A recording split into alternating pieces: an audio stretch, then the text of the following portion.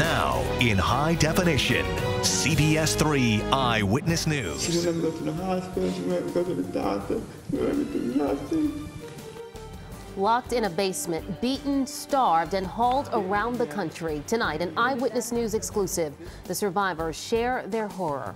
Tonight, we are learning a lot more about this disturbing journey that ended in a basement of horrors. Good evening, everyone. I'm Natasha Brown in for Susan Barnett. And I'm Chris May. Tonight, those victims are in the care of mental health professionals as police work this investigation. 3 suspects, including the alleged mastermind Linda Weston, are now facing charges. They include aggravated assault, kidnapping, unlawful restraint, and false imprisonment. Late this afternoon, a crime scene unit returned with a cadaver dog to the Tacony apartment building where those victims were held. The authorities fear there could be even more victims. Now, these 4 were found in the basement of that apartment building Saturday. One victim had been chained to a boiler. And tonight, we have learned of a Florida connection to this case. We are now getting a look at a home in West Palm Beach where police believe the victims were held prior to being brought to Philadelphia. We do have live Team 3 coverage tonight. Investigative reporter Walt Hunter is tracking new developments in the crime scene. But first, to Eyewitness News reporter Jerika Duncan, who spoke exclusively today with these 3 victims. Jerika. Well, the memories and the bruises are still fresh. We spoke to 3 out of the 4 victims who police say were held captive in that basement for 2 weeks. That was real dirty of you. That was wrong. 41-year-old Derwin McLemire is the one police found chained to a boiler in a locked basement room Saturday morning at this Northeast Philadelphia apartment building. Tamara Breeden and Herbert Knowles were also there. They say 50-year-old Linda Weston did this to them. She hit me with a bat in my head, and all this was all bleeding and everything. And she did this to me too. Linda Weston, hit me with a bat. Weston is a convicted murderer. She, along with Gregory Thomas and Eddie Wright, have been arrested for kidnapping and assaulting 4 mentally disabled adults. All 4 now have their own bedrooms at this personal care facility contracted by the state. Hugh Robinson is the head administrator. They will get proper meals, proper seeing by the doctor and visiting nurses so they can come back to, to regular life. The victims say they were manipulated by Weston, who they say took their Social Security information to collect their checks. Did you guys willingly give her your information? No, she asked for it. She took it. She took it away from me. She may have taken their money and broken their spirits, but these people are still standing, once captives, finally free. In a somewhat extraordinary event, this apartment building now being held as a crime scene into the 3rd day after the victims were found here. It's a clear sign that this investigation is expanding and that there could be more victims. Police crime lab technicians arrived within the hour looking for still more evidence. Earlier, a cadaver dog going through the home where 4 mentally challenged adults had been found, starving, beaten, one chained up in a filthy sub-basement.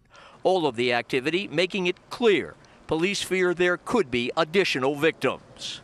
This is going to be going on for a period of time. And what we saw was a small boiler room with no ventilation or sunlight. Disgusted and disheartened. It's inhumane. I mean, it's terrible. Commissioner Charles Ramsey gave reporters a first-hand look at the dungeon-like sub-basement in which police say 4 mentally challenged adults were held captive. They were starved, beaten, and one of them chained to this boiler.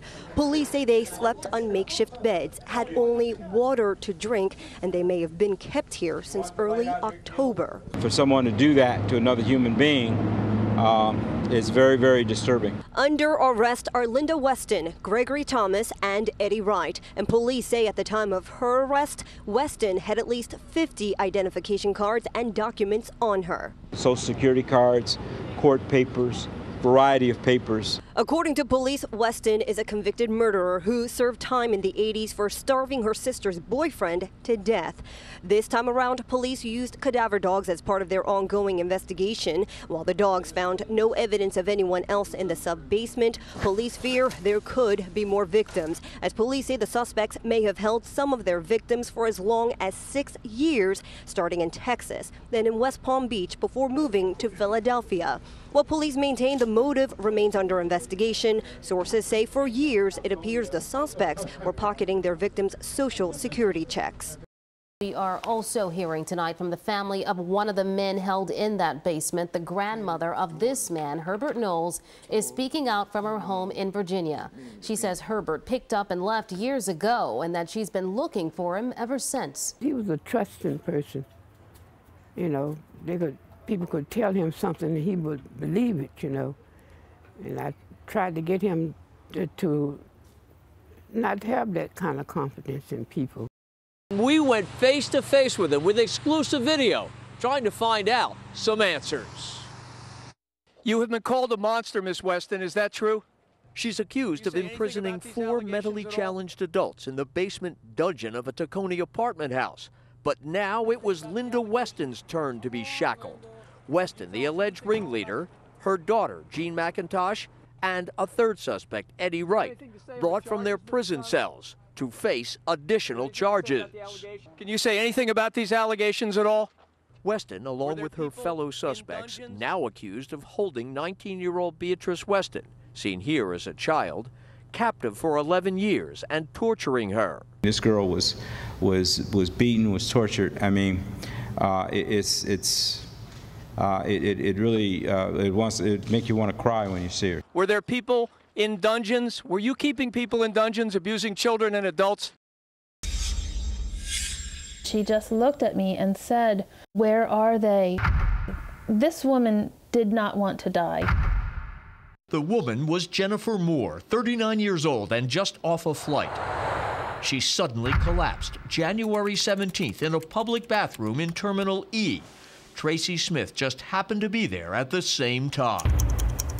She kept saying, you know, "Somebody please help me. Where is the ambulance? I can't breathe." Someone called 911, and while they waited for medics, Tracy stayed with Jennifer. She started saying, "Oh my gosh, I'm going to die here." And we were assuring her, "No, Jennifer, you're not going to die. Help is going to come." Police officers did respond and called Jennifer's husband, Timothy, who was at work in Delaware. I could hear her in the background. You know, she was coughing, she was crying, and like she was gasping for breath. Timothy raced to the airport, and amazingly, he says, when he got there, an ambulance still had not arrived. I was like, man, what's going on? You know, I'm starting to really get angry. I'm starting to really cry. At this point, Jennifer Moore loses consciousness. One police officer after another here in the bathroom performing CPR continually, trying to save her life. But records now show it isn't until nearly 40 minutes after the first call was made that the first medics arrive here. So what happened? First, the airport's lone advanced life support unit was busy on another call. Then, as these fire department dispatch records obtained by the CBS3 I-Team reveal, there was a series of errors. 3 other units are dispatched, but for unknown reasons, all 3 turn around and return to their stations without ever getting to Terminal E. The calls for help keep coming. The crews are now dispatched for a second time. But the records show, by the time they arrive here, it's too late.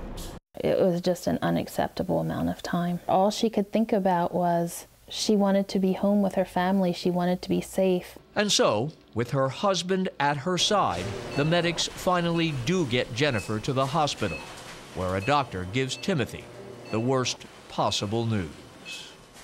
And he put his hand on my shoulder. He said, "Sir," he said, "I just need for you to pray." And I said, okay, and I walked out, and I came back 10 minutes later, and they said that's all they can do for her. She was gone. For this major airport not to have any emergency response team that could have helped my wife is just, I just can't believe that. Now, family members say that Jennifer had been healthy. She died from a sudden pulmonary embolism. Responding to our inquiries, Deputy Mayor for Public Safety Everett Gillison issued a statement that reads, in part, after receiving information from the fire and police departments and Philadelphia International Airport, the city's Office of Public Safety has begun an investigation into the circumstances surrounding the tragic death of Mrs. Moore. Live in the SAT Center, I'm Walt Hunter, CBS 3 Eyewitness News. Do you know your doctor? A 3 on Your Side investigation reveals doctor mistakes aren't so easy to find. Some say physicians are not being adequately monitored or disciplined. Health reporter Stephanie Stahl finds out how this might affect you. No comment. Dr. Federico Seppa had nothing to say about the many allegations against him. One comes from the family of Kevin Rebeck. You never expect that your loved one is going to be butchered. No one should have to suffer the way he did.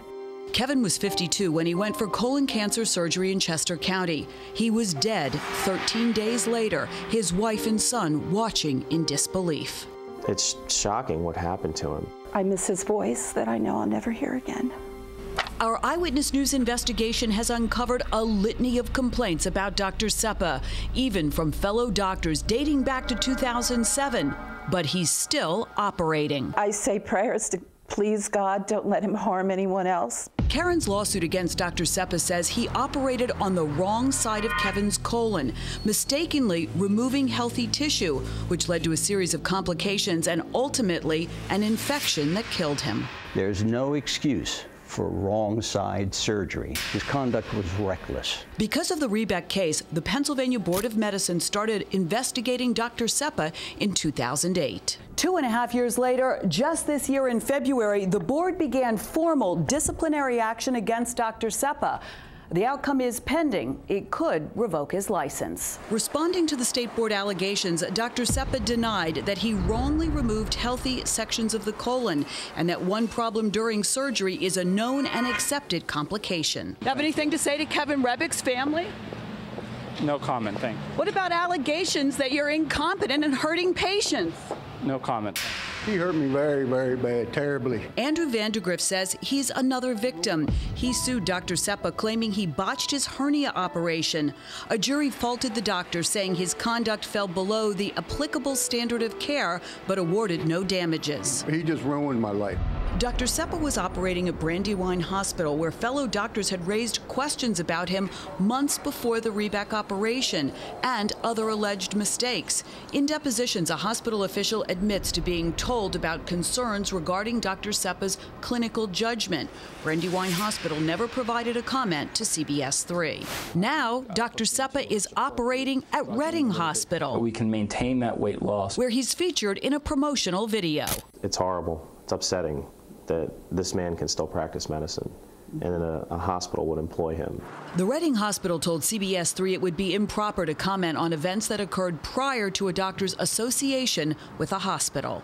Pennsylvania has chronically been one of the states that's doing a very bad job. Dr. Sidney Wolf with Public Citizen says the advocacy group has been tracking disciplinary actions against doctors around the country.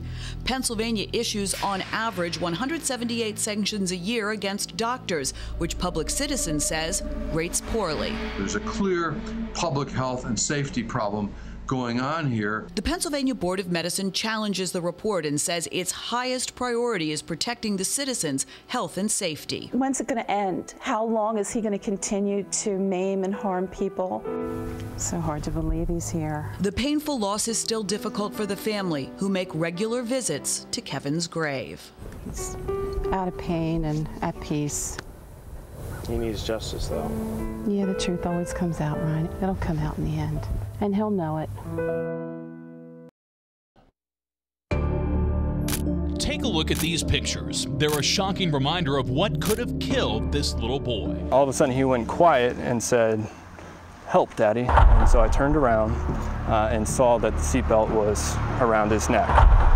Somehow, 2-year-old Miles Stube had grabbed the car's hanging seatbelt and looped it around his neck. It did start to retract back into the car, and the more he moved and the more he struggled, the tighter it got. Miles' dad, Nathaniel, was alone. He quickly pulled over, but he could not stop the seatbelt from tightening around his son's neck. It was difficult to think about anything. I was just in complete panic. Unable to free him, Nathaniel called 911. If it would have kept going without the father realizing what was going on, it definitely would have been detrimental there probably shortly after. Firefighter EMT Calvin Renfro and Lieutenant Joe Badman responded to the scene. The lieutenant using his Boy Scout knife to cut the seatbelt. I cut it at the base, and we were able to then take the seatbelt and unravel it from the child's neck.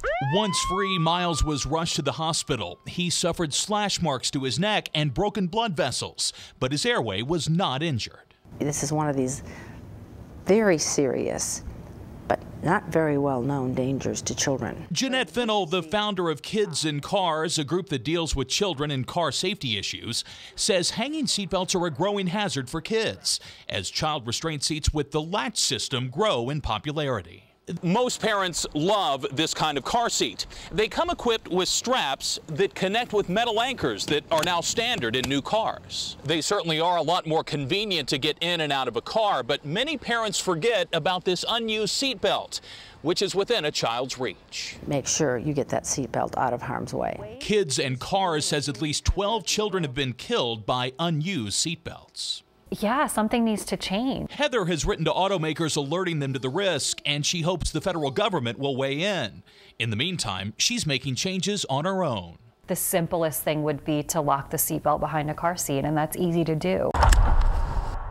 It is easy to do, and Heather is encouraging everyone to do that. That's why she wrote to Eyewitness News, wanting to alert other parents to this potential danger.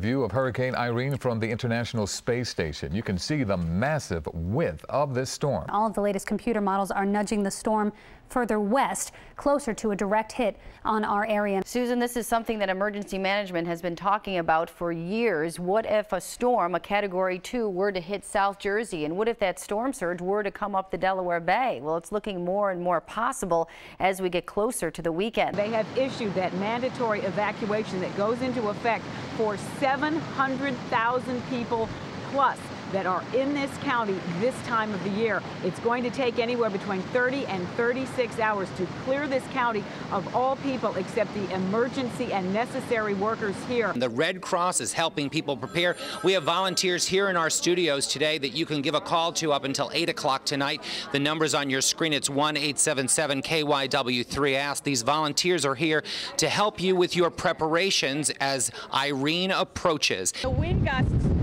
are just unbelievable out here. But this is the rain coming in, and you can get a great look at the vertical line coming in here and the amount of wind. This just in, let's see, a tornado warning is in effect for south central Kent County right now, and also in effect for northern Sussex County until 9 o'clock. A tornado warning in effect. So, Steve, let's take a zoom in right here. This is the very latest from the National Weather Service. The governor of Delaware, Jack Markell, is on the phone with us. We just did have a tornado in just near Lewis, Delaware, so it's all starting to hit hard. Of course, the major concern for emergency officials who will be staffing the center here all night long is the convergence of high tide and the convergence.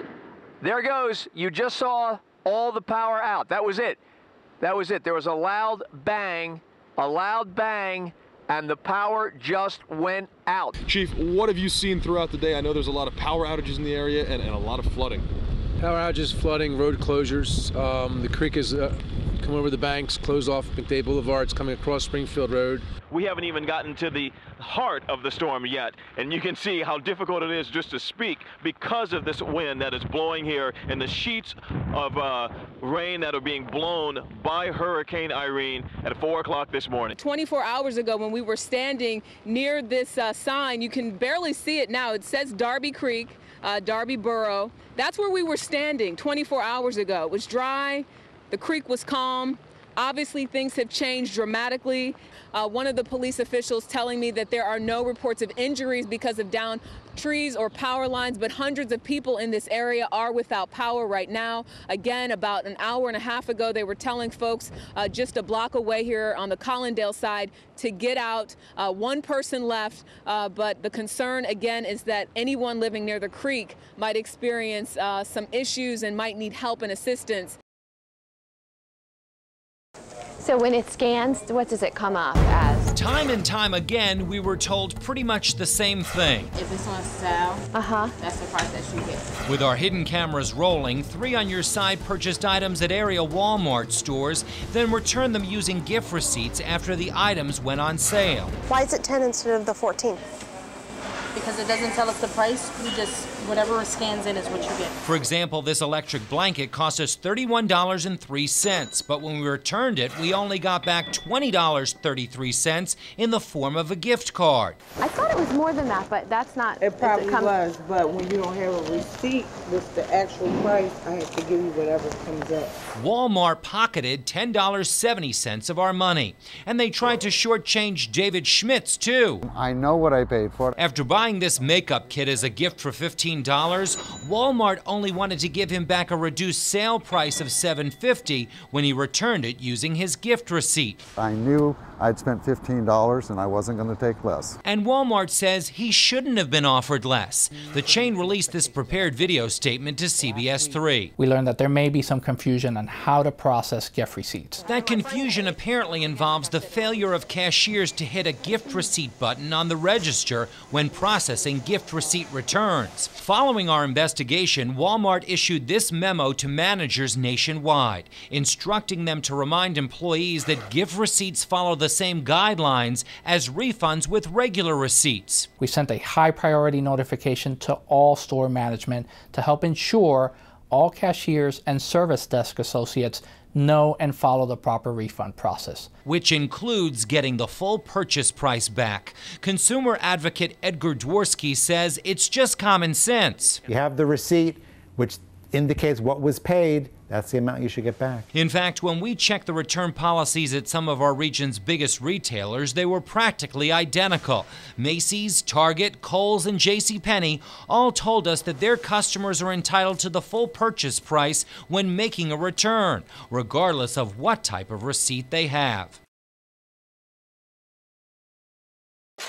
You're undercover with the I-Team, and these guys have no idea we're watching them. They're breaking the law. It's happening in more than 1,000 places in our area, and it's costing the taxpayers. And what these men don't realize, they're about to go straight to jail. It was a what? A dumbass mistake. It was stupid, and I'll never do it again.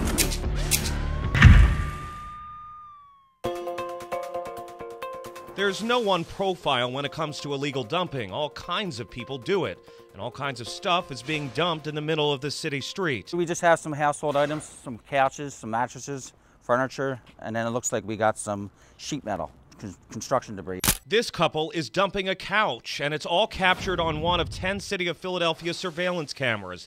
This man, it looks like he couldn't wait until garbage day to dump his trash. And this man came from New Jersey. And here's a surveillance photo of a van identified as belonging to Cornerstone Records Management, a company that shreds sensitive documents. The employee dumps materials and leaves. Those people were caught on camera once, but there are repeat offenders, according to Rich Wade with the City of Philadelphia. Is this guy a regular? This guy's a regular. This guy's responsible for all of this. The I-Team is staked out in southwest Philadelphia, and look at what we found. Some of the repeat offenders ready to dump on the taxpayers again. Twice we found this white van with 2 people dumping what looks like to be construction materials at 51st and Grays Avenue, but they won't get away with it. You have the neighbors over here, they keep their block up, they have flowers. Tracy Gordon is a block captain on Windsor Street in southwest Philadelphia. She says illegal dumpers ruin the work she and her neighbors do to keep things nice. If somebody came and dumped this next to your mother's house or next to your kid's house, you would have a fit. So do not come in our neighborhood in Southwest and dump your thing. It's not just a city issue. In Bucks County, there were 123 illegal dumping sites found in a report conducted by the advocacy group Keep Pennsylvania Beautiful, including this site in Bristol Township. Illegal dumping directly impacts taxpayers. In Philadelphia, the city just last year spent $1.5 million to clean up more than 16,000 tons of trash. It's costly to the taxpayers year after year after year. So police take it seriously. Remember the guys in the white van? Signs posted all over the place. They're about to get an escort to jail. No illegal dumping. Philadelphia police allowed only the CBS3 I-team to follow them as they nabbed illegal dumpers. In another case, these men were caught unloading all this stuff near the 2600 block of 56th Street. And when cops slapped cuffs on them, they were stunned. I never knew you'd get locked up for this, and now I know. So you won't do it again, I don't Hell assume. no, you crazy?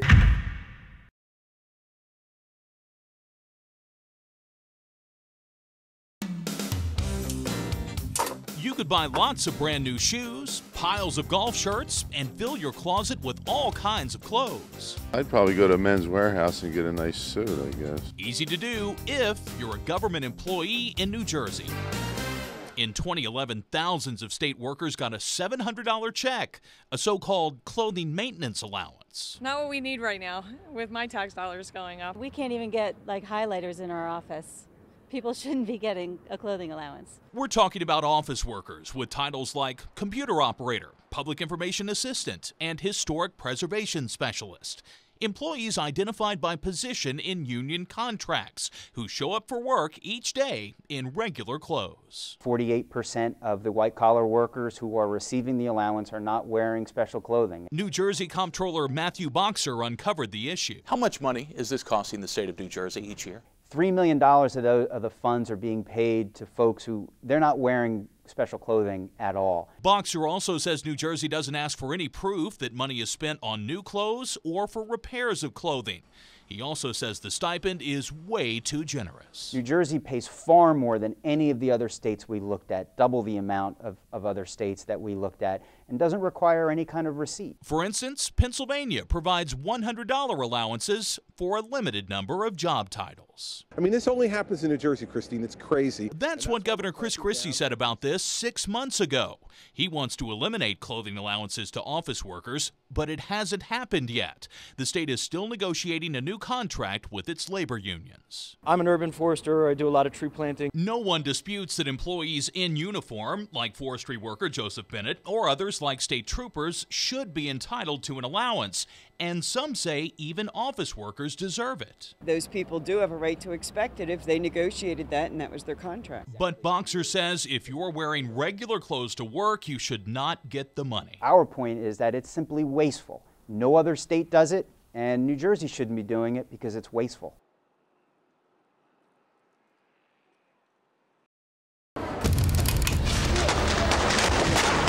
Six shots rang out in Washington 30 years ago when an attempted assassin fired at the president.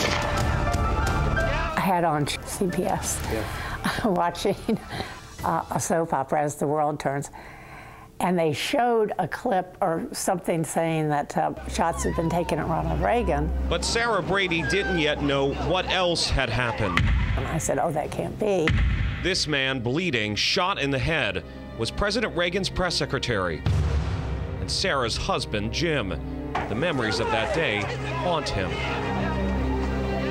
I've spent a whole lot of time trying to forget that. Jim Brady was paralyzed. My goodness, it ruins your life in so many ways. Everything that you've ever dreamed of doing is shattered. The Bradys eventually moved to southern Delaware's coast to get away from the glare of the Beltway, but in a rare interview, agreed to talk to Eyewitness News. Can you describe the ups and downs of the last 30 years? More downs than ups. Shortly after the shooting, Sarah recalls comforting President Reagan, who expressed concern for her husband. I can remember saying, oh, don't worry, Mr. President. Jim was doing the job he loved more than anything. Don't feel badly. Jim never returned to his position as press secretary. What was it like being Ronald Reagan's press secretary? Work, work, work, work, work, work, work, work, work. What? Imagine being press secretary to the great communicator. The Bradys' name graces a sweeping gun control legislation signed into law in 1993. There's so much more we need to do. We need to tighten up the Brady law. The couple, despite his chronic medical conditions, plan to continue their gun control lobbying. 3 seconds and 6 shots changed everything for the Bradys. But his wife says Jim's life has had meaning. You lived. You've got your wonderful sense of humor. Now, the Bradys spend their days at their beach home watching cable news and discussing politics. Mr. Brady told me he has very vague memories of the shooting. Jim Brady, who is 70, retained the title of press secretary for the rest of the Reagan administration. Despite never returning to work, his successors were called acting press secretary. Jim Osman, CBS 3 Eyewitness News.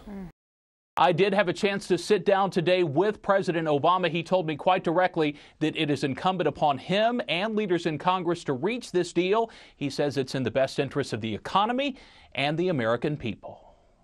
An upbeat President Obama came to the White House map room to talk about the nation's debt crisis. But he refused to repeat publicly what he reportedly told Republicans in private, that he would stand his ground even if it brought his presidency down. Do you believe, though, that your presidency hinges on this deal? I think that the American people expect everybody here in Washington to behave in the interests of the American people, the folks who sent us here. Good evening. I'm Susan Barnett.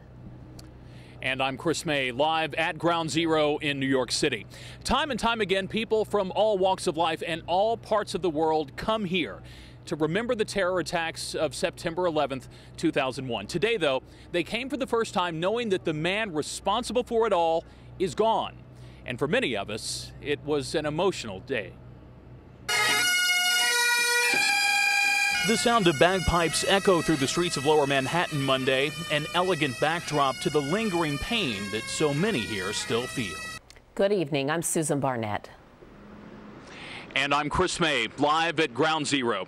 A decade of commemorating the 9/11 attacks has resulted in many traditions, but none more powerful or poignant than the one you'll see in the skies over Lower Manhattan tonight. This is the Tribute in Light. 2 vertical columns of light evoking the fallen Twin Towers. They have been displayed every year on September 11th since 2003. And tonight they provide a powerful symbolic end to a milestone 9/11 anniversary. Let's go live to Eyewitness News reporter Ben Semino, who is in State College. Ben. Well, Chris and Natasha, we are live tonight inside the Penn Stater Conference Center. It is here, a floor up, where the Board of Trustees have been meeting behind closed doors all evening. Media is not even allowed on that floor of this building. They're keeping us down here where at any moment, beyond this crowd of reporters and cameras, there's a room over there called Dean's Hall. They're supposed to have a 10 o'clock press conference in that room to tell us what they've been doing. Now, they're meeting behind closed doors, we understand, to discuss personnel matters, the future of President Graham Spanier at the university very much in doubt. This comes after a very long day here. Head football coach Joe Paterno earlier this morning releasing a statement announcing that he is stepping aside. Live to Happy Valley, the Board of Trustees news conference underway. Graham Spanier have decided that effective immediately, Dr. Spanier is no longer president of the university. In addition, Joe Paterno is no longer the head football coach, effective immediately. These decisions were made after careful deliberations.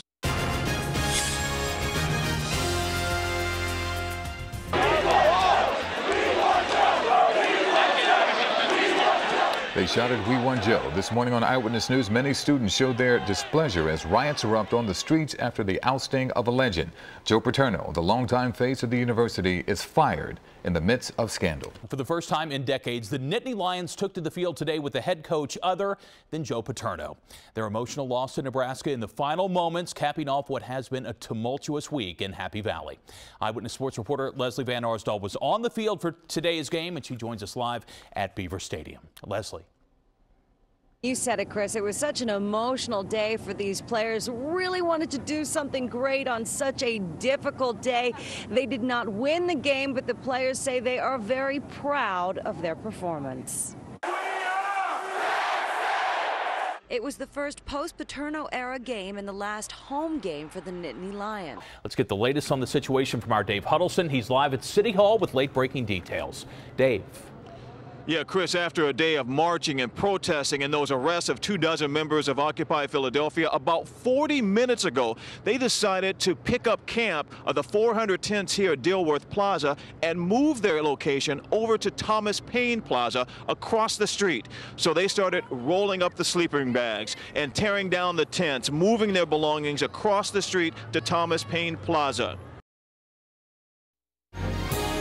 Now, in high definition, CBS3 Eyewitness News. Tonight, we go inside the basement that became a prison for 4 people found locked up inside, and they talk exclusively to Eyewitness News about their nightmare of abuse. That was real dirty of you. That was wrong. And tonight, police say this is the woman responsible, and there could be more victims still out there somewhere. Good evening, everyone. I'm Natasha Brown in for Susan Barnett. And I'm Chris May. We will hear more from the victims in just a moment. But first, we're going to take you inside the basement where Philadelphia police say this disturbing abuse played out. It is dirty, dark, and cramped. Eyewitness News reporter Elizabeth Herr got a first-hand look at the conditions. She is live with this new video. Elizabeth. Well, Chris, police say what we are about to show you is probably one of the worst examples of an abuse case. What we saw was a small boiler room with no ventilation or sunlight.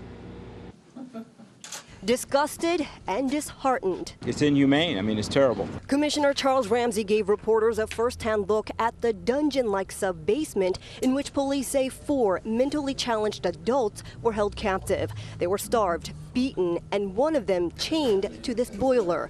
Police say they slept on makeshift beds, had only water to drink, and they may have been kept here since early October. For someone to do that to another human being is very, very disturbing. Under arrest are Linda Weston, Gregory Thomas, and Eddie Wright. And police say at the time of her arrest, Weston had at least 50 identification cards and documents on her. Social security cards, court papers, variety of papers. According to police, Weston is a convicted murderer who served time in the 80s for starving her sister's boyfriend to death.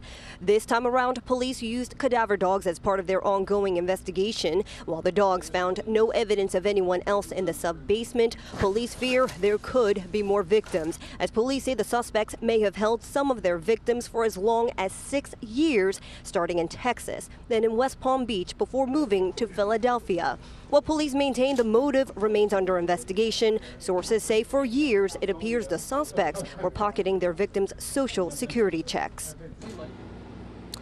Well, in addition to more victims, police say it is possible there could be more offenders. That said, as far as the 3 suspects in custody are concerned, we are told they are each being held on $2.5 million bail. Reporting live from Tacony, I'm Elizabeth Herr, CBS 3 Eyewitness News. All right, Elizabeth, thank you so much. Now, tonight, we are also hearing from the victims of the Basement of Horror in their own words. Eyewitness News reporter Jerika Duncan spoke exclusively to 3 of them, and they described in detail what happened to them. Linda Weston is seen with a bat. She did this to my head. 29-year-old Tamara Breeden wanted to show us the injuries from the beating she says she and 3 other mentally disabled adults endured inside this dark sub-basement of a Northeast Philadelphia apartment building. Police charged Linda Weston, Gregory Thomas, and Eddie Wright with kidnapping and assaulting the victims, kept in the dark basement for at least 2 weeks. I understand there were dogs down there. Was it scary? It was dark. 41-year-old Derwin McLemire, once chained to this boiler, says he was held captive for so long he didn't know what day it was. I got a birthday coming up Friday, and I didn't even know it was coming up. I'll be 42 years old. For the last year, these victims say life has been tough living with Linda Weston. McLemire, who says he met Weston through an online dating service, claims that while in another state, one of Weston's pit bulls bit his ear. She wouldn't let me go to the hospital. She wouldn't let me go to the doctor. She wouldn't let me do nothing.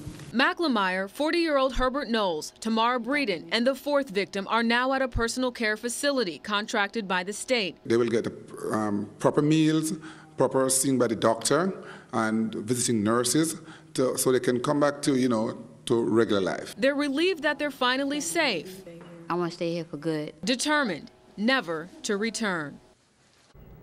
Well, I'm told Tamara Breeden is from the Philadelphia area and has been reunited with some of her family members. For now, though, the head administrator at the facility says all 4 victims will remain in the state's care. Live in the SAT Center, Jerika Duncan, CBS 3 Eyewitness News. All right, Jerika, thank you so much. We are also hearing tonight from the family of one of the men held in that basement. The grandmother of this man, Herbert Knowles, is speaking out from her home in Virginia. She says Herbert picked up and left years ago and that she's been looking for him ever since. He was a trusting person. You know, people could tell him something and he would believe it, you know. And I tried to get him to not have that kind of confidence in people. Davis says she and her family knew in their gut for years that something was wrong. Now, as we learn more about this disturbing abuse case, stay with Eyewitness News for continuing coverage. We will bring you the very latest details in the investigation, both on television and online at cbsphilly.com. Well, in other news tonight, we are keeping an eye on the storm tonight. This nice fall weather we're enjoying is not going to last forever. Meteorologist Kathy Orr is tracking some stormy weather that's moving our way. Kat? Right now, Chris, it's a really nice night out here. You can see Center City behind me, the beautiful skyline with a clear sky, but that is going to change. On Live Mega Alpha 3, we're not tracking any rain right now, but you can see the rain moving through the Midwest, making its way toward the Keystone State. Now, temperatures around the area vary between the 40s, the 50s and the 60s. Mount Pocono 49 just minutes ago, now up to 50 with a few clouds there. 58 in Philadelphia, 63 in Wildwood. Atlantic City checking in at 59. So overnight tonight, skies will be mainly clear with a few clouds moving in tomorrow morning. Tomorrow afternoon, we'll see some sunshine and clear skies tomorrow night. But look what happens Wednesday morning for the commute. Rain heavy at times. We'll talk about how long it's going to stick around as we head closer toward the latter part of the week and the weekend. Details coming up in the 7-day forecast. Kathy, thank you very much. Well, tonight we learned the official cause of death for the race car driver Dan Weldon, who was killed in this fiery 15-car wreck at a race in Las Vegas yesterday. The medical examiner says that Weldon died from blunt trauma to the head. This 33-year-old British-born racer's car went airborne and slammed into a catch fence and then a wall. Today, his father spoke outside of his home in England. Daniel was born to be a racer, and yesterday left us doing what he loved to do. Dan Weldon won the Indianapolis 500 for a second time in May. He leaves behind a wife and 2 small children. 3 other drivers were injured in this fiery Lap 11 crash, though none seriously. The rest of the race was canceled.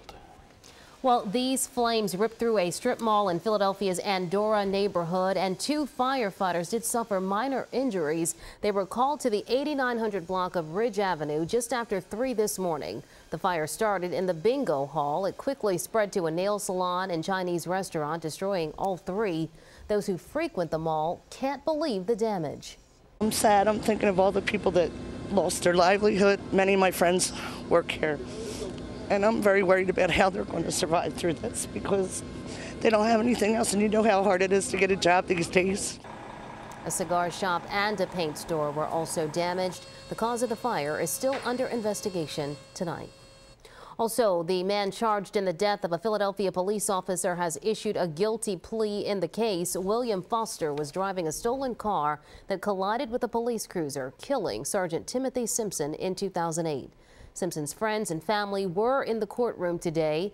Foster told them he was sorry and said he wished he could change places with the fallen officer. He loved his family and he loved his job. He got killed doing his job. At some point, people just need to be put away, period. Foster was sentenced to 19 to 40 years in prison. That term will begin after he serves at least 7.5 years in Bucks County on unrelated charges. Well, Vice President Joe Biden will visit Philadelphia tomorrow. He'll appear on the University of Pennsylvania campus with first responders to promote the president's American Jobs Act. Then he'll travel to York, where he'll visit an elementary school and argue the Jobs Act will help keep teachers employed. Meantime, the Occupy Philly protest in its 12th night. Today at Dilworth Plaza outside of City Hall, the protesters held forums on everything from nonviolent resistance to herbal medicine. Earlier in the day, demonstrators spread their message against corporate greed outside of the base camp with a march up Market Street. Stranded at the South Pole, a dangerous rescue mission for an American. Find out why she had to get out. And also ahead, getting the oil changed, tires rotated, and other routine services are key to keeping your car running smoothly, but can be costly. 3 on Your Side's Jim Donovan shows you how you could save money when it comes to those car maintenance bills. That's next. Kathy. After some dry days, the rain comes back in a big way. We'll time it out coming up with Live Mega Doppler 3. And say it ain't so. Your morning cup of joe could be in jeopardy. We'll tell you why there's concern about coffee coming up. Well, a rescue mission to the South Pole. The U.S. sends in a military cargo plane when an American worker becomes sick. Now, a plane carrying Renee Nicole DeSour landed safely in New Zealand today. Her co-workers feared she had suffered a stroke or possibly had a brain tumor when she briefly lost her vision and began having difficulty speaking. The rescue itself was not without risks. Coming from South Pole on the unpressurized plane, which I was worried about there, about whether it could do some more serious damage or a stroke or who knows what else. They kept the plane at very low altitude, so the aircrew knew what to do if there's something that had happened to me. But luckily, nothing. It was a fantastic flight. She will undergo CT and MRI scans in New Zealand tomorrow to determine if she is well enough to fly to her final destination, the Johns Hopkins Medical Center in Baltimore, Maryland. And now, on the Health Watch tonight, a controversial new study on mammograms. Most doctors recommend annual mammograms for women to catch breast cancer, citing the importance of early detection. But according to a new study, more than half of women who get annual mammograms will get false positives at least once in 10 years. As many as 9% of those women will have an unnecessary biopsy. Most women would rather suffer with a little bit of anxiety than have a cancer that's caught later. A small percentage of women will have later stage cancers detected if they wait every other year. The study also confirms that there is a risk to not getting screened yearly. Experts say you should bring your previous mammograms with you every year. That way, the radiologist has previous images to refer to. Also on the Health Watch tonight, the Environmental Health Trust finds that children are more sensitive to cell phone radiation. Researchers say they absorb twice as much microwave radiation than adults. Parents are being encouraged to curb cell phone use of children under the age of 18. Also, 3 on Your Side with news that the days of cell phone sticker shock could be over. Wireless providers will soon have to warn customers who are about to go over their plan's monthly limit. Millions of cell phone subscribers have complained about extra fees when they exceed their monthly plans. In fact, the FCC says 1 in 6 mobile phone users has been hit with unexpected charges. The complaints led government regulators to implement these alerts, which should be in place within 18 months. Well, it is the latest question that car buyers are being asked these days. Do you want a prepaid maintenance plan? These are not those extended warranties. These plans cover routine kinds of service to your car. 3 on Your Side consumer reporter Jim Donovan looks at whether they're worth the money. Need a tire rotation, an oil change, and other scheduled preventative maintenance? Well, more and more car buyers are opting to prepay for these expenses in a flat rate plan. I thought the idea of a prepaid maintenance plan where I didn't have to worry about whether or not I had money on my credit card would be a great idea. Denise Carl bought a prepaid plan for 2 cars. Her first plan cost $1,500 and was added to the cost of her lease, allowing her to spread out the expense. She calculated the plan saved her about $600 on maintenance. It definitely was a money saver to have it prepaid. But when she got this new car and bought a second plan for $800, she didn't realize it only covered oil changes and was surprised when she was charged for other maintenance. I was very disappointed. What each plan covers varies, but usually you can prepay for the scheduled maintenance that's listed in your owner's manual. Some may even offer these prepaid repairs at a discount from the regular rate. The plans are a hot item for dealers to offer at closing. These prepaid maintenance plans are a source of profit for the dealership. So they're really going to try to steer you towards that. Before you buy, experts say read the details carefully to see how long the plan lasts and what it covers, and calculate the expenses to make sure you see savings. Once you buy a plan, remember, you're stuck going to that dealer or repair shop. If you finance the plan with your car loan, that means you're paying interest on it, costing you more. If you're tempted to buy one, here's one insider's secret to getting a good deal. We've been told that the dealer should mark them up to 50%. So, try out offering half the price, and then, they may counter the offer, and you can meet somewhere in between. Now, if you plan on moving or selling your car before the plan is up, make sure it's transferable. To check out a calculator that will estimate the scheduled maintenance costs for cars before you buy them, visit CBSPhilly.com, click on News, then Consumer. I pasted a link for you there. Reporting for 3 on your side, I'm Jim Donovan. Okay, well, could this be? Enjoying a morning cup of coffee is an experience that could one day be a thing of the past. That is right. Apparently, climate change is threatening the world's coffee supply. That's according to the director of sustainability for Starbucks, who says his company could have trouble obtaining Arabica beans in the coming decades. Coffee needs a narrow range of temperatures to grow, and scientists say climate change will cause heavier rains, longer droughts, and higher rates of insect infestation in the tropical areas where coffee is grown. Very interesting. Could create big problems around here. Weather-wise, we are talking about some cooler temperatures on the way. Outside, skies are clear. It's comfortable, and it's going to stay that way, but it's going to get pretty wet again, unfortunately.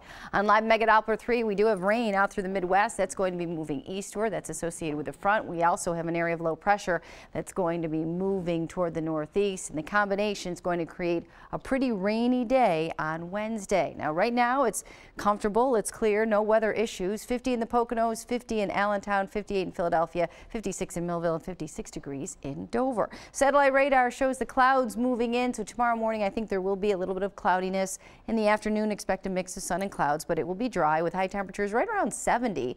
We'll watch our storm system move toward the northeast, and by Wednesday morning, for the morning commute, 7 o'clock, 8 o'clock, from the southwest toward the northeast up that I-95 corridor, we are going to be seeing rain, and some of it heavy. It will slow things down in the morning. And then by the evening commute, it should be pretty decent outside, but cooler. And on the back side of this, of course, you have that counterclockwise flow around the low.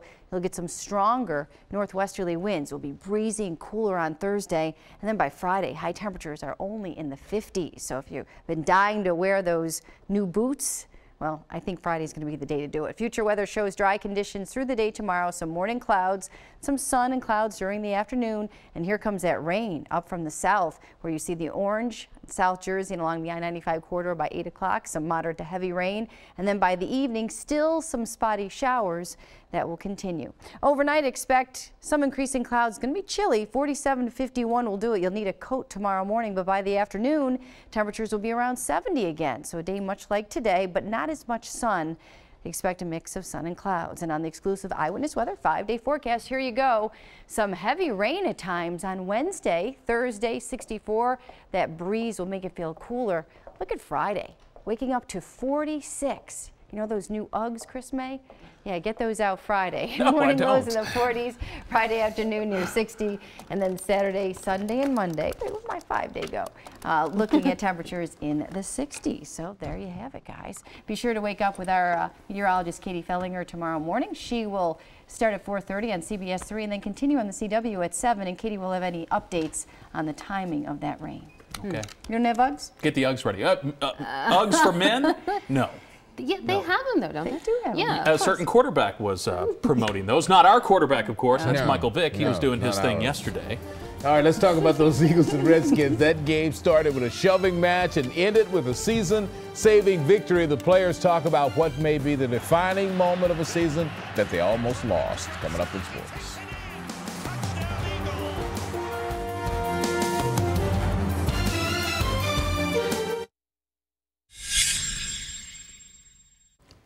The Eagles will step away from the game for a few days thanks to the bye week, then pick up where they left off yesterday, hopefully. We saw better play from all facets of the game, run stopping, better play from the safeties, better blocking on offense, and a game plan from the coaches on both sides of the ball that put players in position to succeed. Andy Reid explained his game plan for the players' off time. But I want them to just get away and take a deep breath, get their bodies and minds back to where they get they're able to relax and then get back here and get ready to work again. And I think the bye comes at a good time. You know, it's close enough to the middle of the season where I think it's a good thing. Even John, the sign man, had to admit the Birds did a good job. He put up a new sign outside the NovaCare complex today reading, "Thank you and you're welcome," apparently feeling last week's sign helped motivate the team. Guy's a good guy. See, that's how you do things. Come around. He was very sincere. We're all on the same team. All on the same team. Offensive lineman Evan Mathis even pretended to fight with John for photo posing. It's a far cry from last week when a couple of Eagles confronted sign man for calling for the firing of Coach Andy Reid. Michael Vick showed himself to be a gentleman Sunday. After scrambling 31 yards for a first down, he kicked the football in celebration. Problem is, it almost hit a Redskins cheerleader. With hand over heart, he apologized for the near mishap and made a formal apology after the game. And Bernard and the Sixers, that is, have a press conference set for tomorrow at the Palestra to announce the transfer of ownership from Comcast Spectacor to the group led by New York billionaire Joshua Harris. And Bernard Hopkins will appeal his controversial loss to Chad Dawson. Dawson shoved him, causing a shoulder injury that ended the fight. 46 years old, lost his light heavyweight title, but he promises to continue his boxing career. Looking for a next opponent. He's never going to stop. Yep, he's good. All right, Beasley. Thanks you. Beasley. Stay with us. Back in a moment.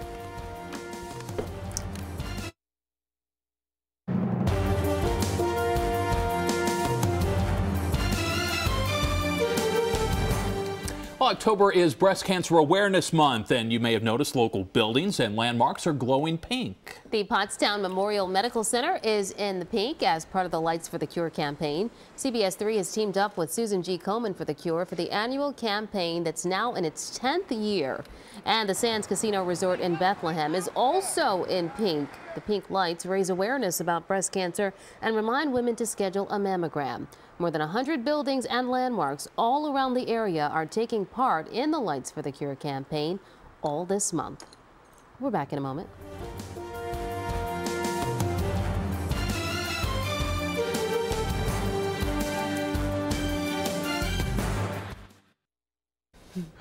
Well, thank you so much for watching CBS 3 Eyewitness News at 11. Eyewitness News returns tomorrow morning, bright and early at 4:30 with Yuki and Erica. For Beasley, Kathy, all of us here, I'm Natasha Brown. And I'm Chris May. We're signing off for now, but we're always on at CBSPhilly.com. Dave is next with guest Michael J. Fox. Enjoy that. Have a good night, and we will see you back here again tomorrow.